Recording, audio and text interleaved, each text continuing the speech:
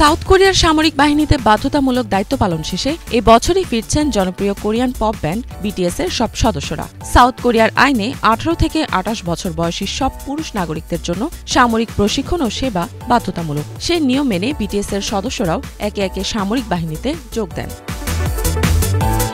এদিকে সদস্যদের সামরিক দায়িত্ব পালনের সময় ব্যান্ডটি কিছু সময়ের জন্য বিরতিতে ছিল। তবে 2025 সালেই সব সদস্যের ফেরার সম্ভাবনায় এবার উচ্ছ্বাস বিরাজ করছে ভক্তদের মধ্যে।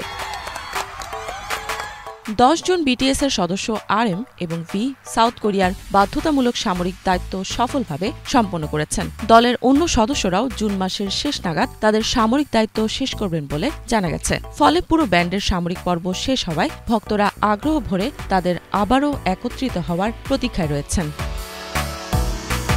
চুনচনে সেনাঘাটির সামনে সমবেত ভক্তদের অভিবাদন জানিয়ে RM ও ভি জানান তারা খুব শীঘ্রই আবার মঞ্চে উপস্থিত হবেন। বিটিএস এর বিশ্বব্যাপী ভক্তদের উদ্দেশ্যে ভি বলেন, যারা তাদের জন্য অপেক্ষা করেছেন তার প্রতি তিনি কৃতজ্ঞতা প্রকাশ করেন। তিনি তাদেরকে আরেকটু ধৈর্য ধরার জন্য অনুরোধ করেন এবং প্রতিশ্রুতি দেন যে তারা আবারও অসাধারণ পারফরমেন্স নিয়ে ফিরে আসবে। এর আগে বিটিএস এর জিন ও জেহোক তাদের সামরিক দায়িত্ব সম্পন্ন করেছেন। বর্তমানে তারা একক পারফরমেন্স ও টিভি অনুষ্ঠানে অংশগ্রহণ করছেন। এদিকে 21 জুনের মধ্যে জিমিন, জাংকুক ও সুগার সামরিক দায়িত্ব শেষ করার কথা রয়েছে। 2022 সালের পর থেকে কোনো গ্রুপ প্রজেক্ট প্রকাশ করেনি বিটিএস। সদস্যরা আশা করছেন শিগগিরই পুনর্মিলনের মাধ্যমে তারা আবার একসঙ্গে পারফর্ম করবেন। গত ডিসেম্বরে জেহোপ এক ম্যাগাজিনকে জানান, প্রত্যেকেই তাদের ছোট ছোট স্বপ্ন পূরণে ব্যস্ত ছিলেন।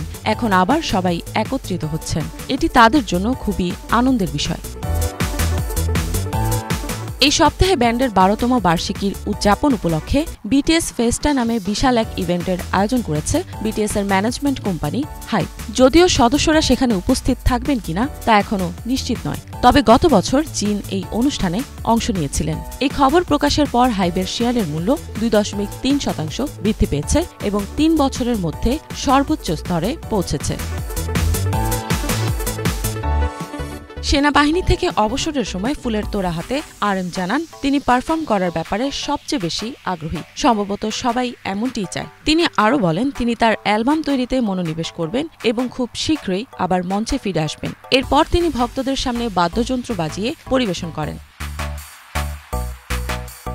এদিকে বিশ্বের নানা প্রান্ত থেকে প্রিয় ব্যান্ড সদস্যদের ফেরার আনন্দে সাউথ কোরিয়ায় ছুটে আসেন ভক্তরা। 72 বছর বয়সী অস্ট্রেলিয়ান ভক্ত ফিলিপ ডার্বিশায়ার রয়টার্সকে বলেন, এটি একটি অসাধারণ মুহূর্ত। এখন পর্যন্ত 4 জন ফিরে এসেছে, আরও 2 জন ফিরবে। তারপর সুগা, তারা আবার পূর্ণ দল হয়ে উঠবে। তাদের 7 রাজা আবার একসাথে থাকবে। এটি সত্যি দারুণ। ইফাত জাহান, বাংলা ভিশন।